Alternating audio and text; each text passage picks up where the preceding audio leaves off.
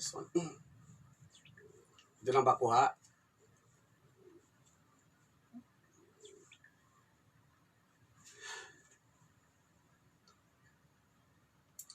Good morning.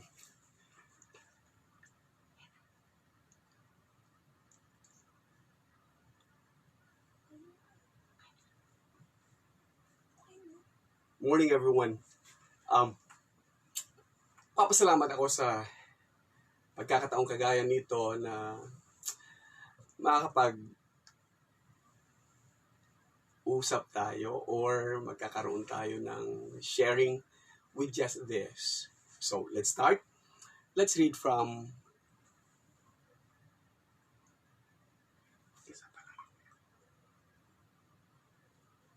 Naghihintay ng viewers.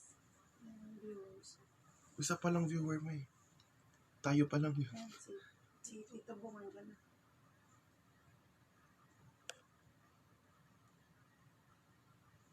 Ano, isumo naman. ano nangyari. Naghihintay ka pa ng viewers. Isunod ka naman. Apat kayo kagad-agad dyan. Kasi sa ating nag-gather siya. Oo, nasa 11 na, di ba? Edad. Good morning. Umpisa tayo ng ating pagbabasa sa mga awit 123 at itong sinasabi. Itataas ko ang aking paningin sa iyo na ang trono ay nasa langit. Kung paanong ang mata ng mga alipin ay nakatuon sa kamay ng kanilang Panginoon, kung paano tumitingin ang mga aliping babae sa kamay ng kanilang Panginoong babae, gayon tumingin tayo sa Panginoon nating Diyos hanggang ipakita sa atin ang kanyang habag. Mahabag ka sa amin, O Panginoon, mahabag ka sa amin pagkat nagtiis na kami ng labis na paghama. Nagtiis na kami ng labis na pag-uyam ng mga palalo, labis na paghamak ng mga hambog. To you I lift up my eyes, O you who are enthroned in the heavens. Behold, as the eyes of the servants look to the hand of their master, as the eyes of a maidservant to the hand of her mistress, so our eyes look to our Lord God, till He has mercy upon us. Have mercy upon us, O Lord. Have mercy upon us, for we have had more than enough of contempt. Our soul had more than enough of the scorn of those who are at ease, of the contempt of the proud. COVID-19. Nakakatuwang isipin na nagdudulot ito ng hindi matatawarang takot. Wala pang ganito noon, first time nating maranasan ito. Dahil sa tindi ng takot natin, worldwide, nagkakaroon tayo ng pandemic. Worldwide, ang iba sa atin ay inaalihan ng matinding takot. Dadagdagan pa ng news na hindi natin alam kung totoo or fake news ang iba. Isa sa mga nabasa natin kaninang umaga lang at isa sa mga na-share at hindi pa natin nakikita ito, either ito ay totoo or not, pero inilabas sa US na sinasabi nilang 60% of the total population ng buong mundo will be affected by this virus. Kaya nga nagkakaroon tayo ng strict measures. Ito may strict measures na to, pinapalitan niya o binabago niya ang ating uri ng pamumuhay. Binabago niya rin yung ating pananaw, binabago niya rin yung ating mga gawain. And because of these things, ang daming china-challenge nito. China-challenge niya tayong mag-isip. China-challenge niyang tingnan muli, ano nga ba meron tayo? Ang COVID-19, nagbibigay din siya sa atin ng galit, puot, sisi. It breeds hatred and blame sa source. Ang iba nga, nagiging, ang tawag natin doon, nagiging racist tayo magkaminsan. Nagagalit tayo sa mga carriers, yung mga napapabalitang hinahanap yung isang taong ganito na carrier ng COVID, tapos hindi mahanap-hanap sa isang dako dito sa Pilipinas. naiinis tayo sa mga taong tila walang pakialam. Kahit pinagbabawalan, gala pa rin ng gala. And sa iba din, naiinis tayo, nagagalit tayo because it breeds greed and prejudices. Nabalitaan natin kung paanong nag-shoot up yung presyo ng mask, paano naubusan ng disinfectants, paano naubusan ng alcohol, paano naubusan ng... Sa US, nagiging problema nila ang toilet paper. Kung paanong nagtitake ang iba ng yung mga oportunista.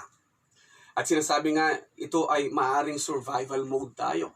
Huwag naman sana magiging survival of the fittest ito. At huwag naman sana na ang COVID-19 magiging dahilan upang makita lalo kung sino ang meron at sino ang wala. Huwag na huwag sanang mangyari naman yun. At ito naman ang isa sa mga, bilang isang mangangaral at bilang isang ministro ng Iglesia ng Panginoong Hesus, hindi ito sukatan kung sino ang may pananampalataya at sino ang mas mahina, mas malakas ang pananampalataya. Hindi po ito yung tamang pagkakataon para sa mga bagay-bagay na yan. Nasabi kong ang COVID-19 nag-breed siya ng prejudices natin. Naging judgmental ang ilan. Ginagawang faith issue.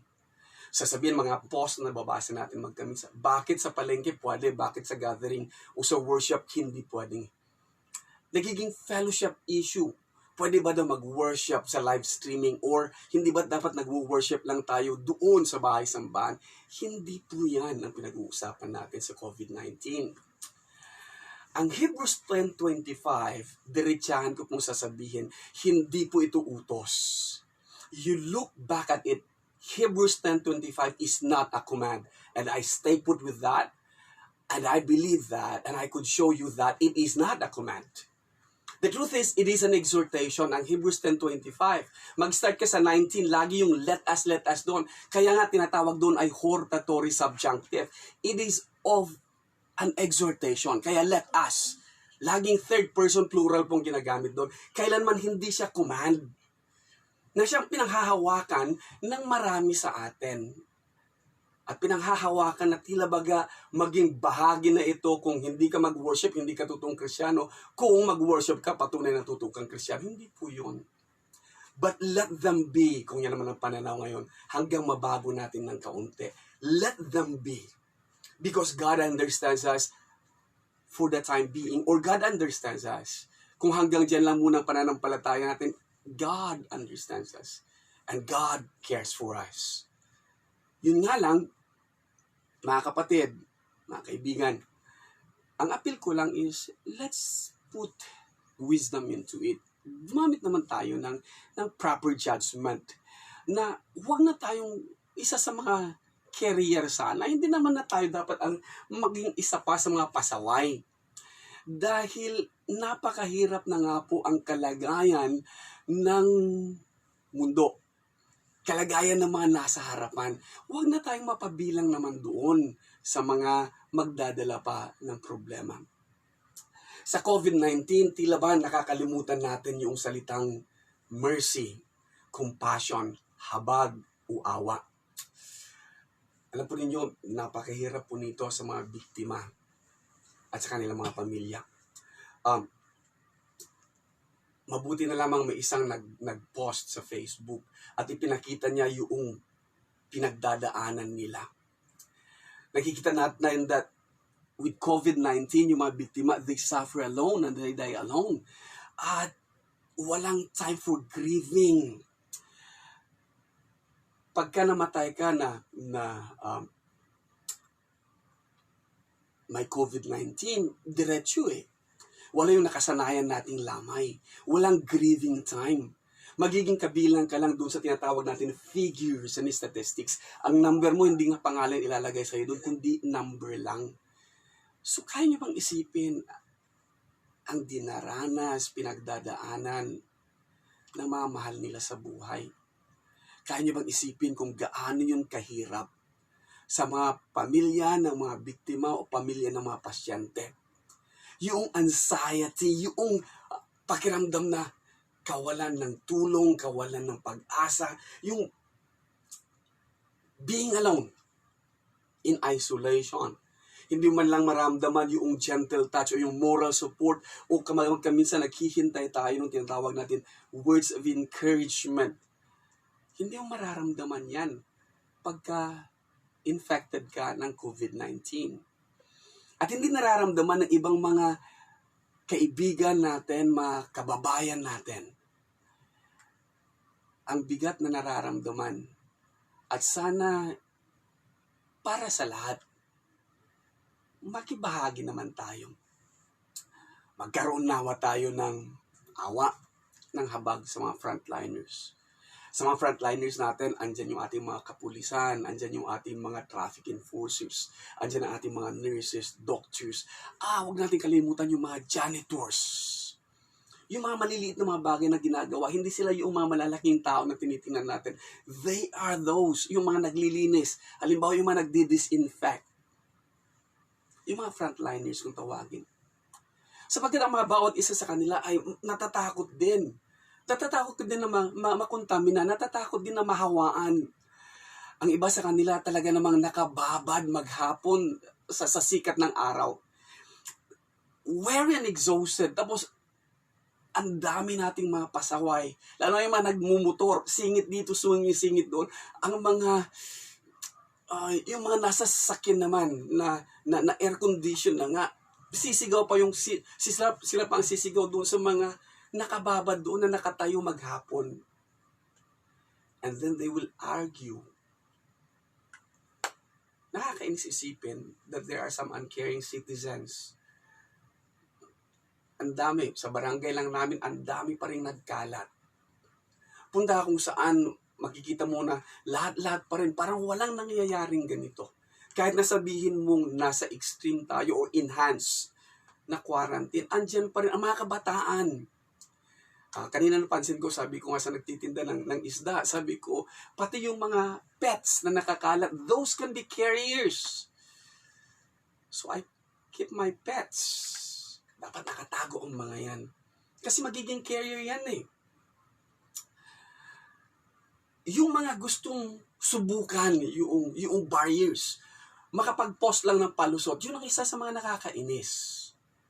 Yet, ang sabi ko nga, dapat sana mayroon tayong mercy and compassion na siyang tinatalo na yata magkaminsan ng galit natin. Tinatalo na yata magkaminsan ng inis natin. So think about the frontliners and their families. Pag uwi nila sa bahay, hindi makalapit. Kung parents ang mga yan, hindi makalapit sa kanilang mga anak. Kung anak ang isang yan, hindi makalapit sa kanyang mga magulang. So they will be looking at a distance. So close yet so far. At yung takot mo na kontaminado yung suot mo. Oo nga, pinaglaglabs ka. Oo nga, pinaglalagay ka ng face mask. Pero yung damit, yung sapatos, yung pantalon, yung buhok, mas maigi sana. I-disinfect na lang yung buong pagkatao. Sa COVID-19 na ito lang po ang napakaliit nating maging kontribusyon. At ang kahilingan ko ngayon ay sana we could have some reasons, yes, at saka contributions natin. Ano kaya maging rason mo? Ano kaya maging contribution mo naman sa nangyayaring ito, kaguluhan sa mundo natin? Unang-una, I have resolved, I and my family and my brethren, mga kapatiran ko, nakapag-resolve na maging parte po tayo ng solusyon at hindi tayo maging parte ng problema. Ang pinakasimpleng kaparaanan niyan ay huwag maging pasaway. Sumunod muna. Tumalima muna. At sa ginagawa natin, ini-encourage natin ang iba na sumunod muna tayo. Huwag tayong magpapasaway. Kung competency ko lang sana, kung kakayahan ko lang sana na ako ang nasa harap, magvo-volunteer ako bilang kilala nyo na nauuna ako sa mga gawain ganito, pero hindi part ng competency ko yan. Siguro part na lang pagdating ng panahon kung saan kailangan yung guidance and counseling, kailangan na magkaloob ng guidance, magkaloob ng counseling sa mga victims. Makapag-tap ako ng ibang mga kaibigan na tutulong sa parting ito. Pero sa ngayon, hindi ako maaaring nandoon sa front line kasi hindi ko talaga competency yan. it is about time that we practice what we preach. When we preach, I mean, hindi dahil sa laws, rules, yung mga do's and don'ts, hindi yun ang pinag-uusapan natin. Ang dapat sanang maghari ngayon is that what wisdom dictates. Parang sasabihin mo sa kaibigan mo, kapatiran, o sino man, wisen up bro, mag-isip ka nga ng kaunti. Kaya ini-encourage natin ang small gatherings na ganito. Hindi doctrinal issue yung Hebrews 10:25 ngayon. Hindi yun ang pinag-uusapan. Ang pinag-uusapan natin, wisen up bro, be part of the solution. Don't be part of the problem. Kaya nga nauuso ang live streaming. At sa live streaming na ito, nagpapasalamat ako kung sino man ang makakakita nito, sino man makakarinig nito, at sino man makakabahagi nito, ibahagi nyo sa kanila. Ito ang pananaw ng inyong lingkod at ng ibang mga lingkod ng Diyos na hindi nagsasalita. Pero itong pananaw natin. Punta natin ang teksto ngayon. Sa sumandali lamang, 4 na bersikulo po ito, napakadali. Psalm 123, anumang version meron kayo, ang ginamit ko ay ang New Filipino Version at ang ginamit ko rin ay ang ESV or yung English Standard Version. Into the text, titingnan natin. Ang Psalm 123 ay tinatawag din na Ascent Psalm. Ito yung ginagamit nila na salmo habang papunta sila sa Jerusalem, pilgrimage sa Jerusalem. Yama ang Jerusalem ay city on a hill na tinatawag, kaya lagi silang nakatunang tingin doon sa taas. Kaya andun yung lifting up, andun yung pagtingin sa taas. At ang Psalm 123 ay kasama ng cluster ng Psalms. Cluster, ibig sabihin, sama-sama. Maraming ganito. Tingnan nyo maigi bago nyo basahin yung mga awit. May mga Psalm of Ascent na nandoon. Para sa iba, binibigyan nila ito kay David. At ina-ascribe nila na si David daw may sulat nito. Pero sa ilan, hindi, sapagkat sabi nila ay post-exilic na daw ito. Ibig sabihin, matapos ang Babylonian captivity, kaya daw nasulat ito. So be that as it may, sabi nga natin. Pero, tingnan na lang muna natin ang Psalm 123. Sabi na ng ilan, ang awit na ito ay prayer. Dalangin. Dalangin na humihingi ng habag. Dalangin na naglalabas ng emosyon, naglalabas ng parang humihingi ng vengeance. Or humihingi siya ng, Lord, tulungan mo naman ako. The feeling of hopelessness na lang. And the total dependence and the total security of a man that is clinging to God. Yan po makikita natin. So kapag binasa po natin yung teksto, makikita po natin yung paulit-ulit na mga salita. At pagka paulit-ulit ang salita, lagi ko sinasabi sa mga Bible studies natin at sa mga estudyante ko na nagtuturo ako, ay lagi ko sinasabing, kung may mga recurring words, yun ang dapat tandaan, yung mga recurring words. Paulit-ulit. Kaya kung binasa na ninyo, i-highlight natin yung mga paulit-ulit na mga words. Ang pinakamadali pang paraan ay yung makahanap tayo ng comparison. Yung actual na alam mo at saka sa hindi mo pa alam. Yung isang konkreto sa isang abstract. Makikita natin yan sa Psalm 123. Napakadali pong intindihin. Ngunit kung we dig deep, napakaganda po ng Psalm 123. So, umpisahan po natin. Sa Psalm 123, makikita nyo kagad-agad. At hinighlight ko nga dito. To you, I lift up my eyes, O God. Dapat ang nandun, di ba? You who are enthroned in heaven. Lahat na nakayelo, mapapansin ninyo, I lift up my eyes, look up. Pari-pariho po yan. I lift up my eyes of a servant, look to the hands of their masters. Eyes of the maidservant, look to the hand of her mistress. And so are we, our eyes, look to the Lord our God.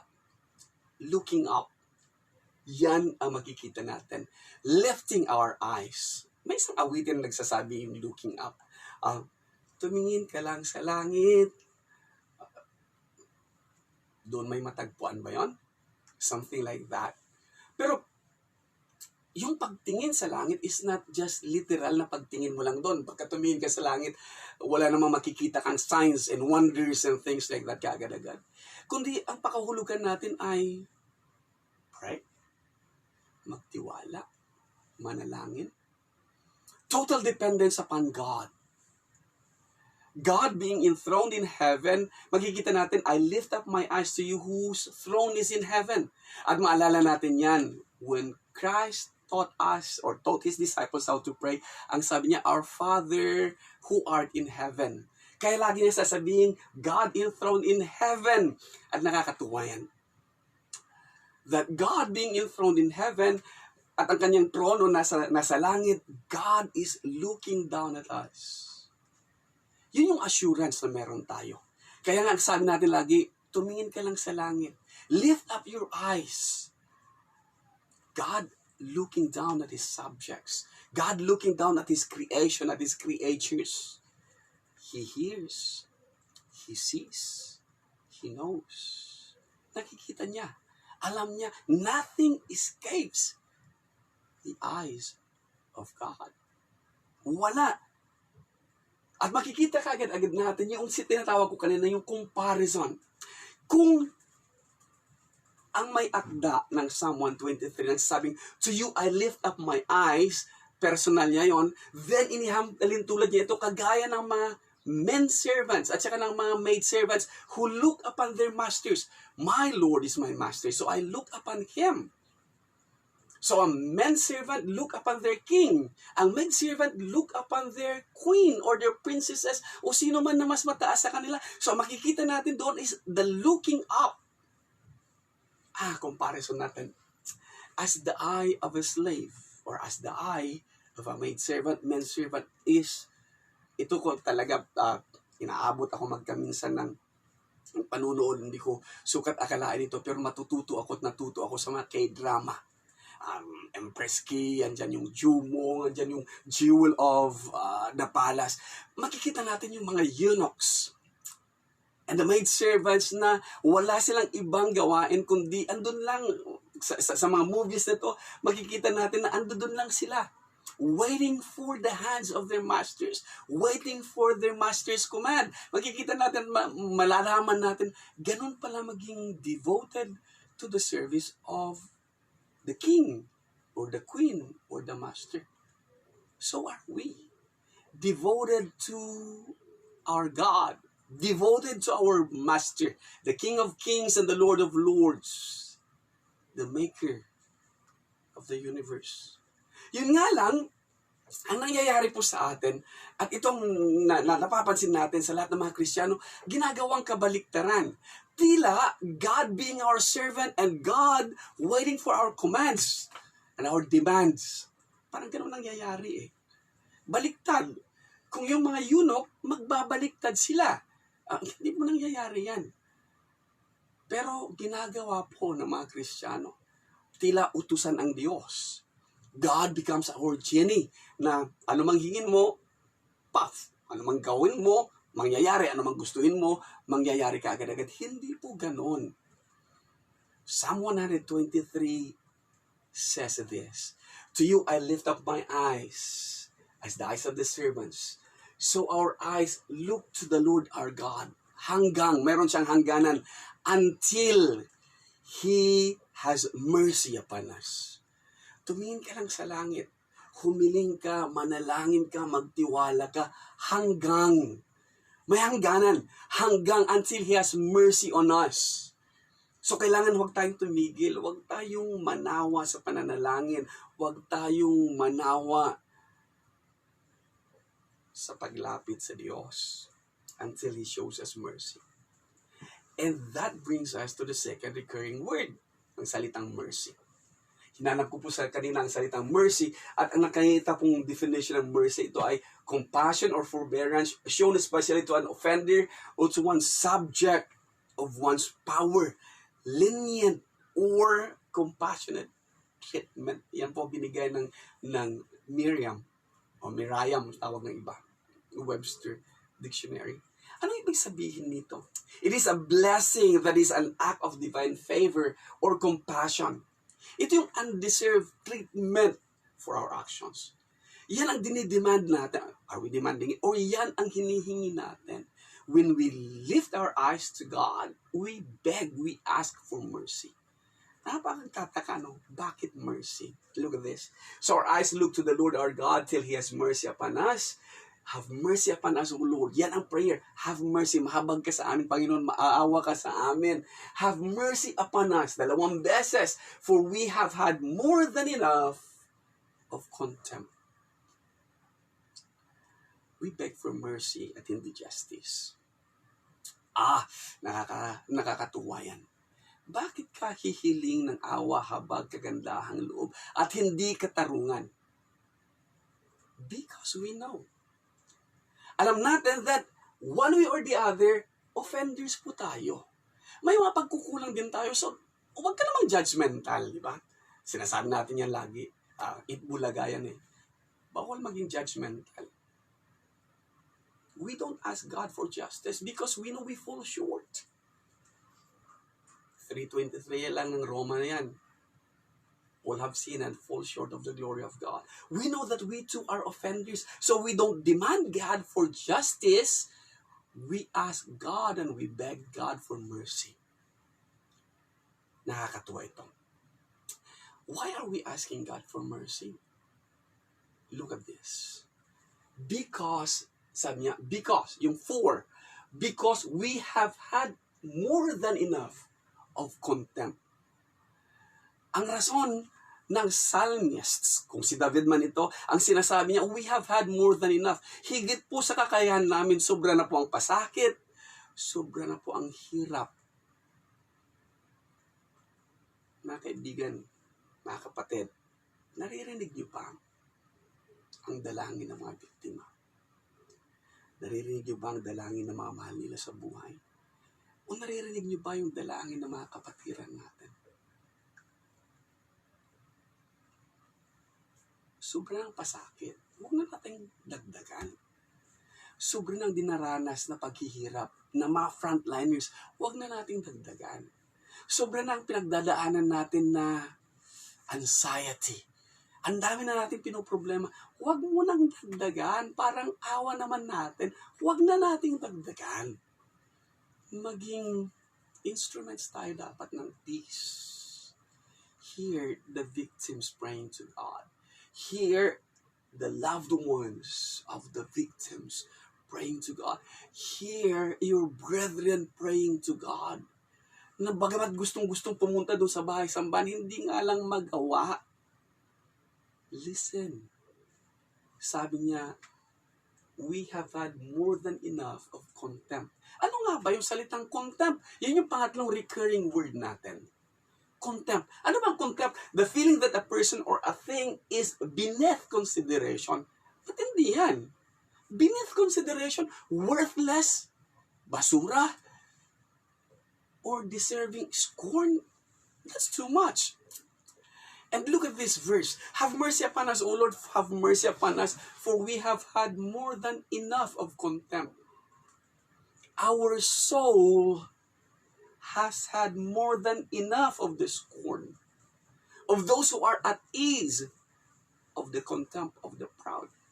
Kung tatagalugin po ninyo, makikita po natin, nagtiis na kami ng labis. Mahabag ka sa amin, O Panginoon, mahabag ka sa amin, sapagkat nagtiis na kami ng labis na paghamak, labis na pag-uyam, labis na paghamak ng mga hambog.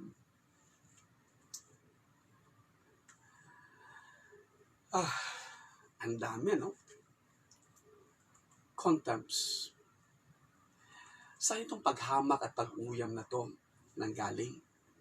Mula daw sa mga mapagmataas at sa mga hambog.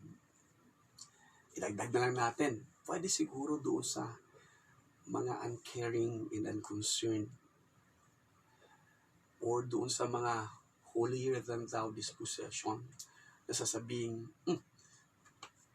mas matuwid kami, mas banal kami kaysa sa inyo kasi kami, kaya namin harapin kahit na anong mangyari, kahit na kung ano ipagbawal, basta kami mananambahan sa Diyos kasi Hebrews 10:25. Wisen up, bro. Wisen up.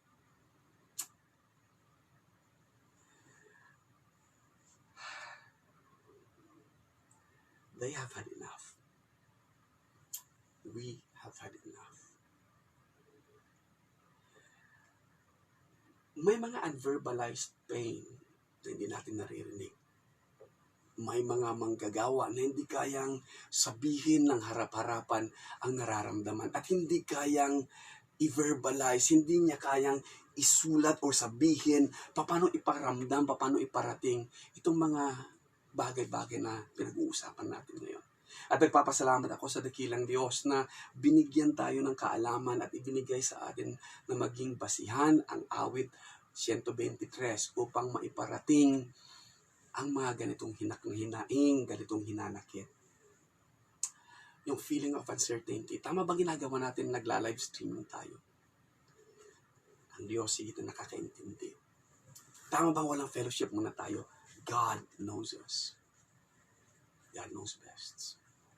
Kaya ang kahilingan ko, can we at least, mga kaibigan, mga kapatid, at mga kapwa ko Pilipino, can we at least do this? Can we at least be more understanding? Unawain naman natin sila.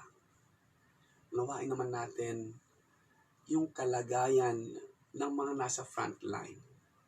Nung mga hindi makapanambahan, let's be sensitive. Maging sensitive naman tayo. Naghihirap ang ibang mga kapatiran, kaibigan, mag-anak, kababayan natin na nandiyan para wag tayong makontamina ng virus na to. Respetuhin naman natin sila. Can we at least become better citizens?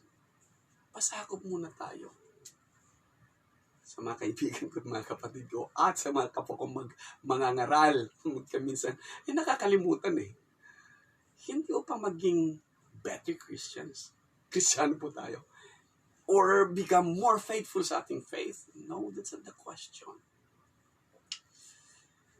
I am appealing at least na maging mapag-isip naman tayo. Na maging kabahagi sana tayo ng solusyon at hindi tayo parte ng problema. Na sa mga pag-aaral natin na kagaya nito, makita sana natin that God knows, God sees, God hears, God listens. Alam niya, kilala niya tayo higit kaysa sa lahat. Kaya ulitin ko, awit 123, and let's read again. It says, "To you I lift up my eyes, O you who are enthroned in the heavens. Behold, as the eyes of servants look to the hand of their master, as the eyes of maidservant to the hand of her mistress, so our eyes look to the Lord our God until He has mercy upon us." Have mercy upon us, O Lord. Have mercy upon us. For we have had more than enough of contempt. Our soul has had more than enough of the scorn of those who are at ease,